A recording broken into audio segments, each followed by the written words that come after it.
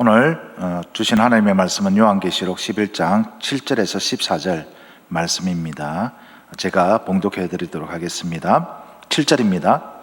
그들이 그 증언을 마칠 때에 무저갱으로부터 올라오는 짐승이 그들과 더불어 전쟁을 일으켜 그들을 이기고 그들을 죽일 터인즉 그들의 시체가 큰 성길에 있으리니 그 성은 영적으로 하면 소돔이라고도 하고 애굽이라고도 하니 곧 그들의 주께서 십자가에 못 박히신 곳이라.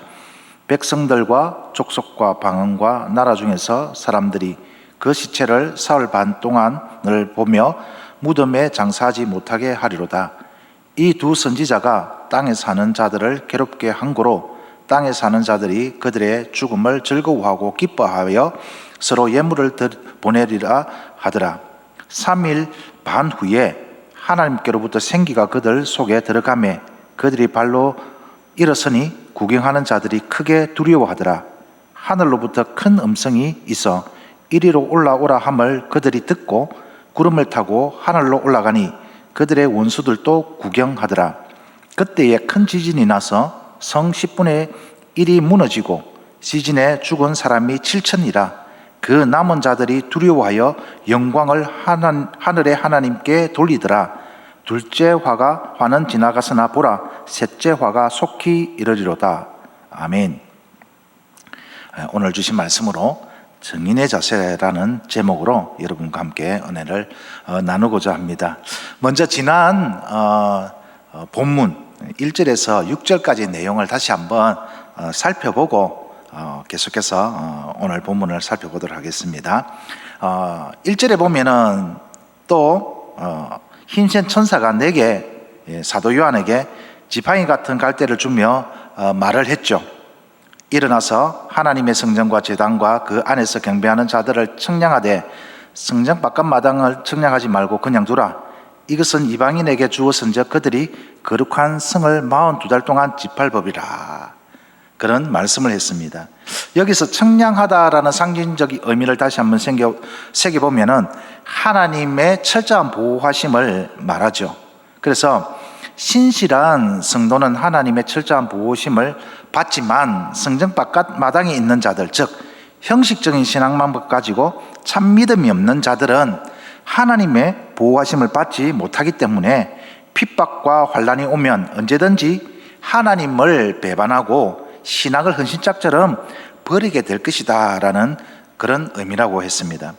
그리고 3절에서 6절은 두 증인으로 상징되는 교회가 하나님으로부터 받은 사명에 대해 기록하고 있는데 한마디로 요약하면 그 사명은 복음 전파입니다.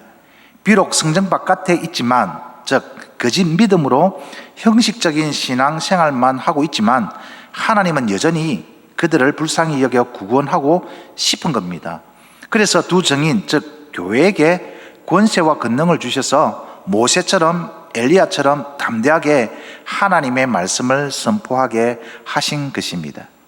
두 증인이 하나님으로부터 사명을 받고 이제 오늘 본문에 자신의 받은 사명대로 열심히 최선을 다해서 그 복음을 전합니다.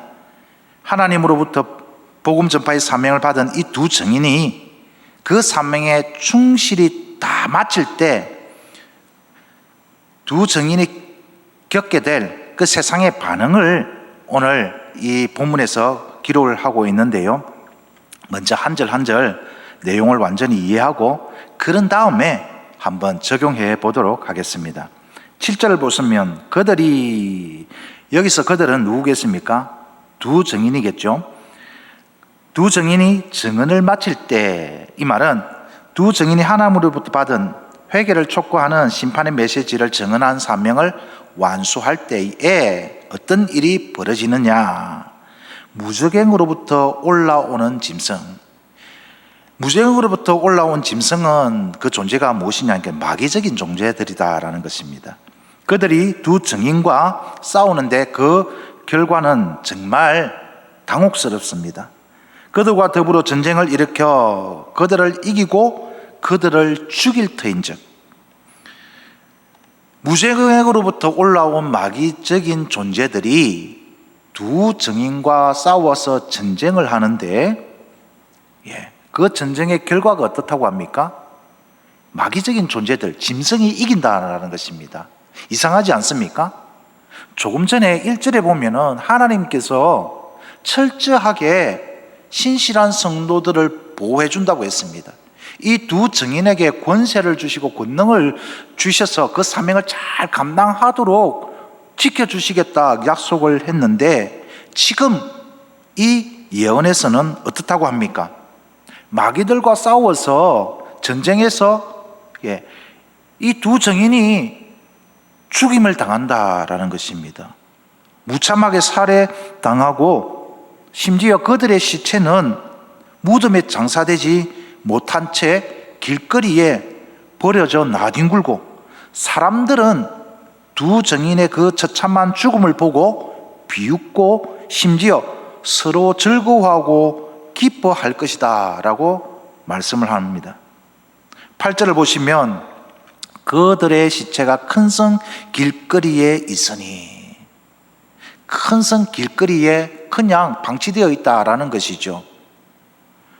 여기서 큰 성은 무엇을 상징할까요? 예루살렘 성을 말하는 것일까요? 우리는 요한계시록 여러 곳에서 큰 성에 관한 아주 중요한 정보를 얻을 수 있습니다. 계시록 14장 8절, 16장 19절, 17장 5절, 18장 곳곳에 그 정보들을 발견할 수 있는데요, 오늘은 시간상 계시록 14장 8절만 살펴보겠습니다. 또 다른 천사 곧 둘째가 그 뒤를 따라 말하되 무너졌도다 무너졌도다 큰 성 바벨론이요. 큰 성은 바벨론을 뜻한다라는 것입니다. 여기 정보에 따르면 이 큰 성이 바벨론임을 알 수 있죠. 그렇다면 이 바벨론은 무엇을 상징할까요? 사도 요한 당시에 바벨론은 로마 제국에게 완전히 지배를 받고 있는 지역이었습니다. 구약시대에 존재했던 그 바벨론을 말하는 것은 아닙니다. 사도 요한 당시에 세계를 제패했던 로마 제국을 상징한다라고 볼 수 있는데요, 또 이 로마 제국은 오늘날 하나님의 백성을 핍박하고 하나님을 대적하는 마귀가 지배하는 세상을 상징한다라고 볼 수가 있습니다. 종합해서 다시 정리해보면 두 증인, 교회로 상징되는 이 두 증인의 시체가 세상에 그냥 버려져 있는 것입니다. 계속해서 그 성이 어떤 곳인가를 보여주는데요, 즉 로마 제국의 그 성격 뿐만 아니라 오늘날 세상이 어떤 곳인가라는 것을 보여줍니다. 그 성은 영적으로 하면 소돔이라고도 하고 애굽이라고도 하니 곧 그들의 주께서 십자가에 못 박히신 곳이라. 영적으로 해석을 하면 큰 성 로마는, 세상은 소돔처럼 도덕적으로 타락하고 애굽처럼 하나님의 택한 백성들을 핍박하는 나라다라는 것입니다. 그런 곳이다라는 것입니다.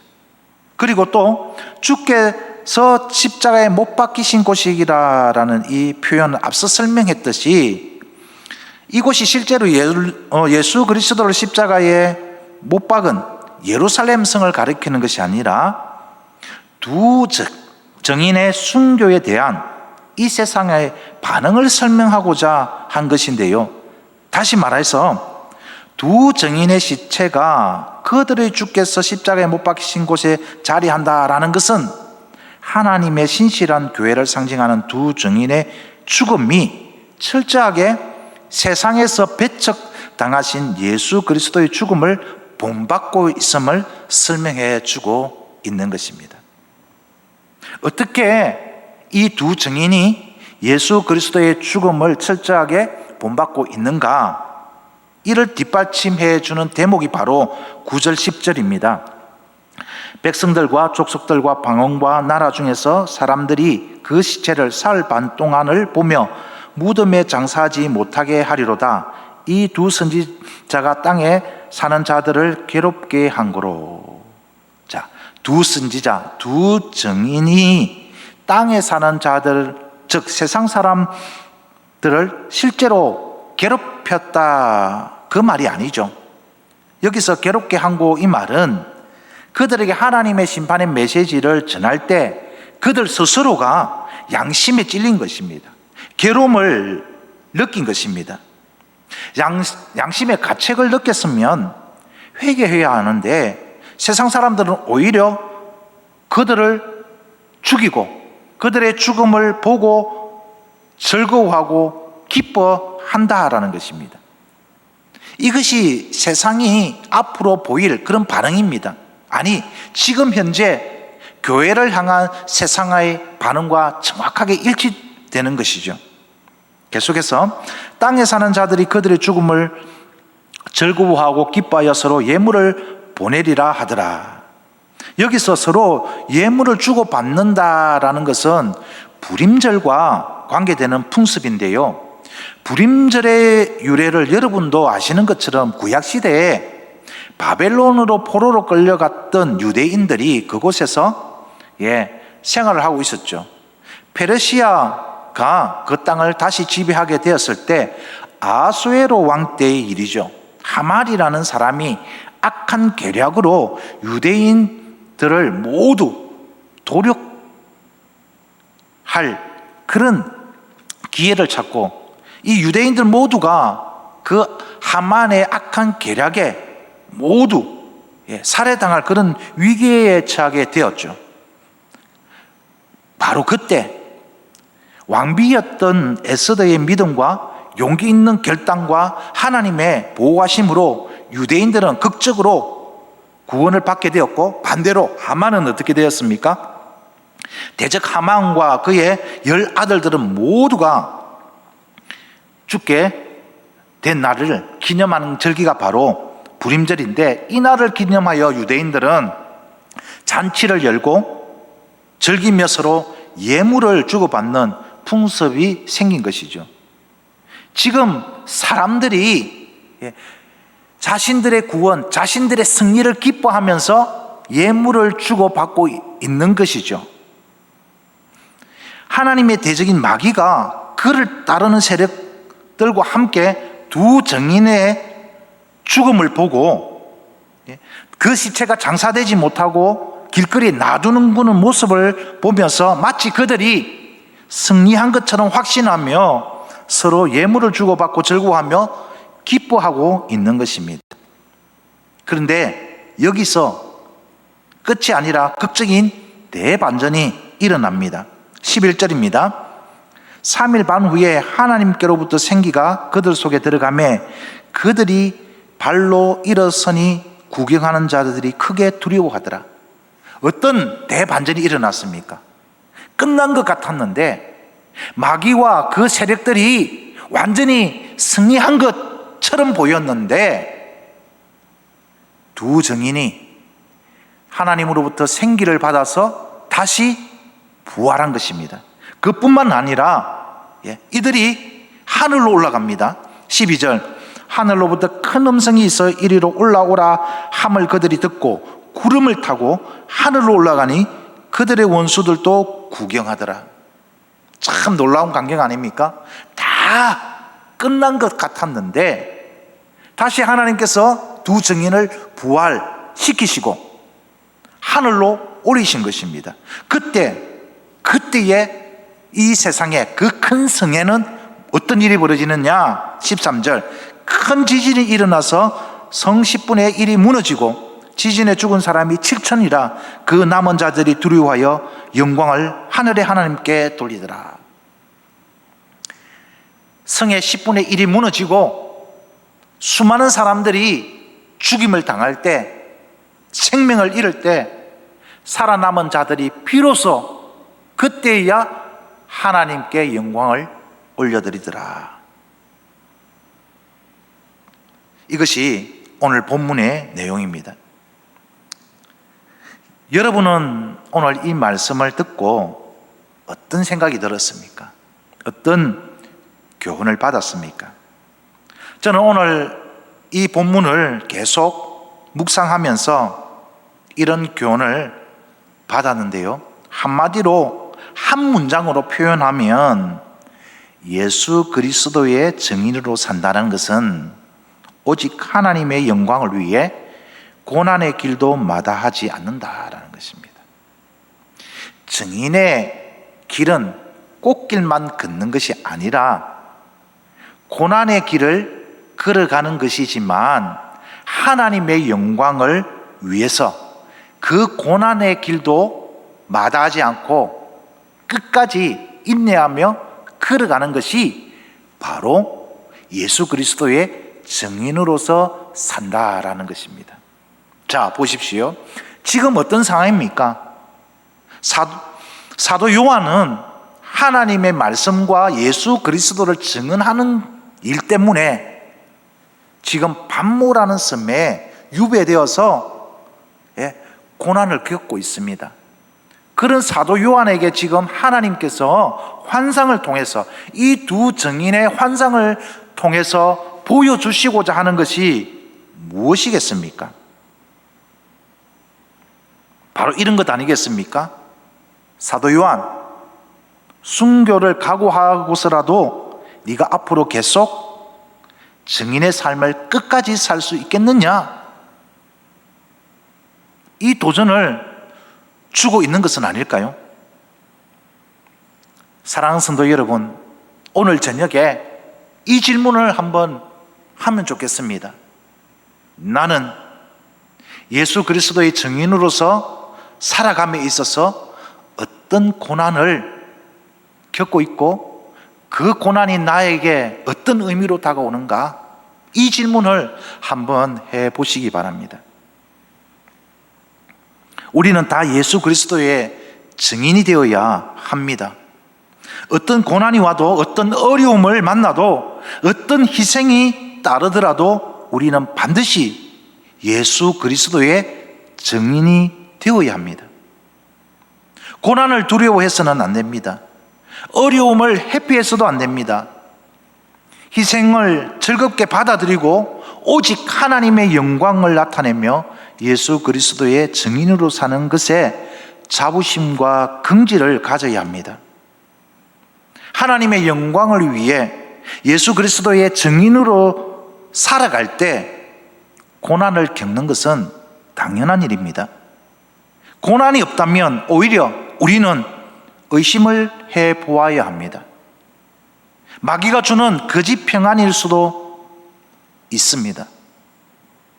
왜냐하면 예수님도 증인의 사명을 안고 길을 떠나는 제자들에게 반드시 고난이 따를 것이라고 말씀해 하셨기 때문입니다.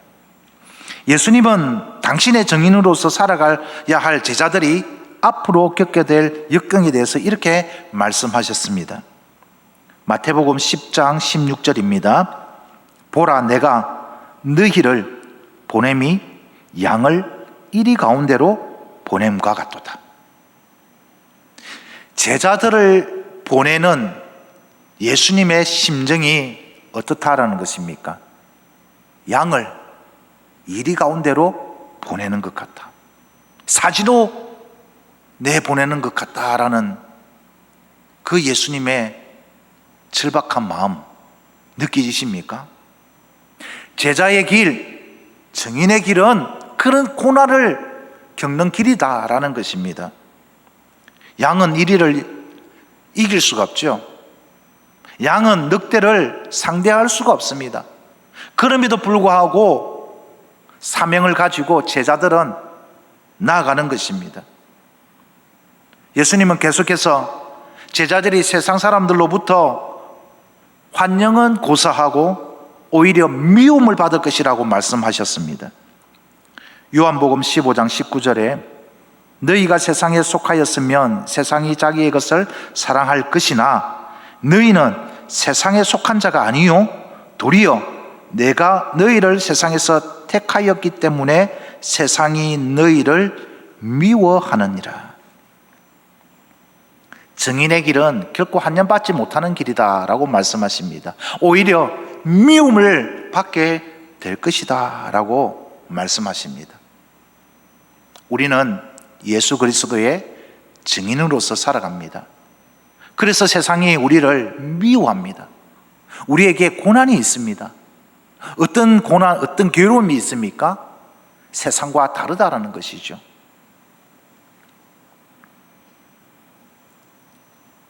이런 고난이 올 때, 이런 어려움이 닥칠 때 우리는 어떻게 이것을 극복할 수가 있겠습니까? 세상이 보이는 반응에 기죽지 않고 두려워하지 않고 어떻게 하면 당당하게 맞서 싸워 이길 수가 있겠습니까? 우리는 엘리야에서 그 답을 찾을 수가 있습니다. 엘리야가 영적인 싸움을 싸우죠.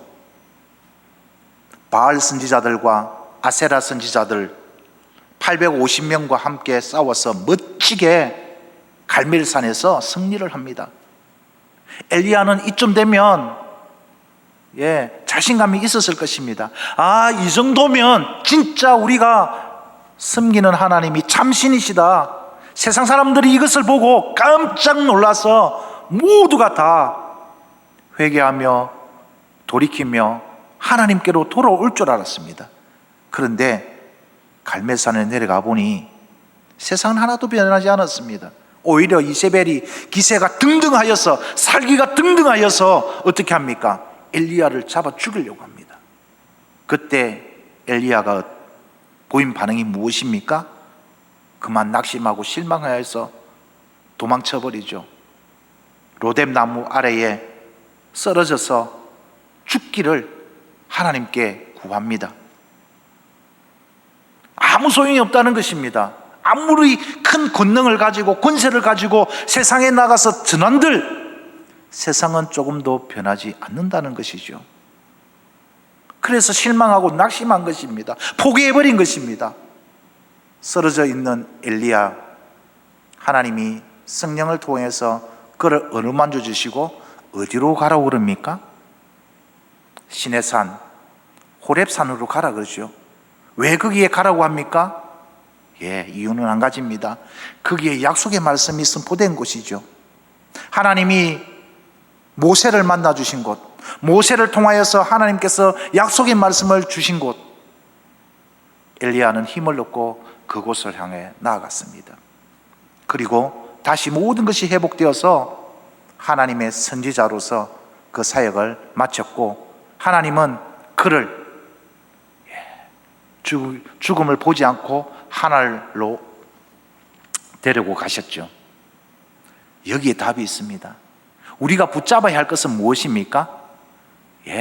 바로 하나님의 약속의 말씀입니다. 하나님의 약속의 말씀을 붙잡고 우리가 날마다 우리에게 맡겨주신 사명을 생각하면서 오직 하나님의 영광을 위하여 살아가야 하는 것입니다. 어떤 약속의 말씀을 우리에게 주셨습니까? 사도 바울도 하나님으로부터 받은 그 사명을 충실히 행하면서 얼마나 많은 고난을 받았습니까? 지난 설교처럼 바울 사도는 그 고난을 오히려 자랑거리로 삼았지 않습니까? 어떻게 바울 사도는 그러한 고난도 자신의 자랑거리로 삼을 수 있었을까요? 저는 다른컨대 바울 사도는 하나님의 약속의 말씀을 굳게 붙잡았습니다. 어떤 약속의 말씀일까요? 계속 묵상하는 가운데 이 구절이 생각났습니다. 로마서 8장 18절 말씀, 생각하건대 현재의 고난은 장차 우리에게 나타날 영광과 비교할 수 없도다. 장차 우리가 받게 될 그 영광과 비교해 보면 지금 내가 겪는 이 고난은 아무것도 아니다라는 것입니다.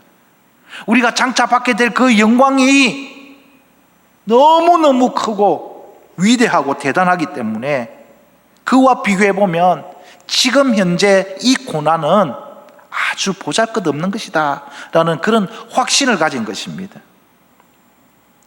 사랑하는 성도 여러분, 우리가 증인으로서 지금 살아가고 있지만 세상이 보이는 반응은 너무나도 이 말씀과 일치하지 않습니까? 조롱합니다. 무시합니다. 멸시합니다.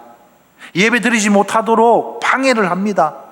이 모든 것들이 마귀적인 존재들이 그 배후에서 전쟁을 일으키는 거죠. 영적인 싸움을 우리에게 싸우게 하는 거죠. 지금 우리가 패배하는 것 같고 지금 우리가 죽임을 당하는 것 같은 그런 낙심 속에 있을지라도 한 가지 우리가 기억할 것은 이것이 끝이 아니라 최후의 승리가 기다리고 있다라는 것입니다. 그래서 우리는 하나님께서 우리에게 주신 약속의 말씀을 굳게 붙잡고 한 걸음 한 걸음 끝까지 나아가야 하는 것입니다. 어디까지요? 고난의 끝에 있는 영광을 바라보면서 말입니다. 계시록에 있는 약속의 말씀을 오늘 여러분과 함께 나누고 말씀을 맺고자 합니다. 고난의 끝에 있는 영광, 이기는 자에게 주시는 영광이 무엇입니까? 계시록 2장 7절, 이기는 그에게는 내가 하나님의 낙원에 있는 생명나무의 열매를 주어 먹게 하리라. 2장 11절, 이기는 자는 둘째 사망의 해를 받지 아니하리라. 2장 17절, 이기는 그에게는 내가 감추었던 만나를 주고 또 흰돌을 줄 터인데 그 돌 위에 새 이름을 기록한 것이 있나니 받는 자 밖에는 그 이름을 알 사람이 없도다. 여기서 만나는 예수 그리스도입니다. 예수 그리스도만이 우리에게 새 생명을 주십니다. 계시록 2장 26절, 이기는 자와 끝까지 내 일을 지키는 그에게 만국을 다스리는 권세를 주리니, 아담에게 주셨던 그 권세 회복시켜 주시는 겁니다. 2장 28절, 내가 또 그에게 새벽별을 주리라. 예수 그리스도. 모든 것을 종합해 보면 무엇입니까? 하나님 나라에서 영원토록 사는 그러한 복을, 그러한 영광을 주시겠다라는 것입니다. 누구에게요? 예수 그리스도의 증인으로서 오직 하나님의 영광만 바라보면서 어떤 고난도, 어떤 어려움도, 어떤 희생도 감내하며 끝까지 그 증인의 길을 걸어가는 그에게 하나님은 이 약속을 주신 것입니다. 이제 말씀을 맺겠습니다. 우리는 지금 분명히 고난의 길을 걸어가고 있습니다. 코로나19로 인하여서 영적인 그런 고난의 길을 걸어가고 있습니다. 이 코로나19 사태로 말미암아 여러 가지 어려움이 우리의 삶 속에 있죠. 이런 상황 속에서 하나님이 우리에게 도전을 주시는 것은 그럼에도 불구하고 예수 그리스도의 증인의 삶을 계속 살아갈 수 있겠느냐. 오늘 이 말씀을 기억하시길 바랍니다. 우리의 고난의 끝에는 말할 수 없는, 그 어떤 것도 비교할 수 없는 영광의 보상이 있다라는 것 꼭 기억하시고, 내일도 세상 속에서 예수 그리스도의 증인으로서, 하나님의 말씀을 증언하는 증인으로서 그 사명을 잘 감당하는 저와 여러분이 되기를 주님의 이름으로 축원드립니다. 기도하겠습니다. 하나님 아버지, 참 어려운 시기를 우리가 보내고 있습니다. 마음 놓고 주의 전에 나와서 예배할 수 없고, 마음껏 찬양할 수 없고, 큰 소리로 울부짖으며 기도할 수 없는 이런 영적인 고통 속에 있습니다. 뿐만 아니라 우리의 삶에 그런 어려움 속에 있습니다. 하나님 아버지, 이런 삶 가운데서도 우리와 함께 하시는 하나님, 영원토록 우리를 지켜주시겠다 약속하신 그 하나님의 약속의 말씀을 붙잡고 하나님의 말씀과 예수 그리스도의 증인으로서의 삶을 살아가게 하여 주시옵소서. 우리에게 맡겨주신 사명을 죽음까지도 감내하며 한번 감당해보겠나라 하는 그런 믿음의 결단이 일어나게 하여 주시옵소서. 그래서 내일도 세상 속에서 우리가 그리스도인으로서 예수 그리스도의 증인으로서 그 사명을 잘 감당하며 하나님의 영광만 나타내는 복된 하루하루가 되게 성령 하나님께서 우리와 함께 하시며 지키시고 인도하여 주시옵소서. 예수님의 이름으로 기도드립니다. 아멘.